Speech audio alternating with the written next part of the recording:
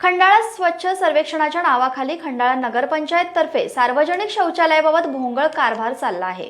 खंडाळा शहरामध्ये ठिकठिकाणी सार्वजनिक शौचालये उभारण्यात आली आहेत। बाहेरून रंगरंगोटी, मात्र आतमधील शौचालयांपैकी निम्मी शौचालये अनेक ठिकाणी कित्येक महिन्यांपासून तुंबल्याने वापरायोग्य राहिलेली नाहीत, अशी तक्रार नागरिकांमधून होत असून असल्या गलथान कारभारामुळे निषेध होत आहे।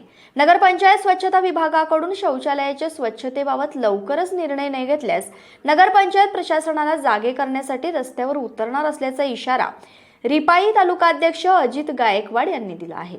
याबाबत अधिक माहिती अशी की नगरपंचायतकडून दिलेल्या लाखो रुपयाच्या टेंडरमध्ये या सार्वजनिक शौचालयाच्या देखभाल दुरुस्तीचेही काम आहे।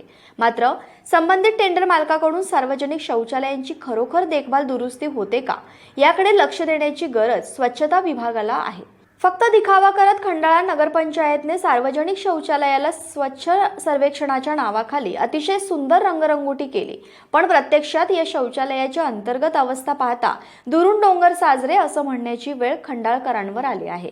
यात बाहेरून रंगरंगोटी, मात्र आतमधील शौचालयांपैकी जवळपास निम्मी शौचालये अनेक ठिकाणी कित्येक महिन्यांपासून तुंबल्याने वापरायोग्य राहिलेली नाहीत। यामध्ये शहरातील गरजेच्या असणाऱ्या 3 ठिकाणावर मिळून एकूण 13 शौचालय, मात्र यापैकी 7 शौचालय अनेक महिन्यांपासून बंद स्थितीत आहेत।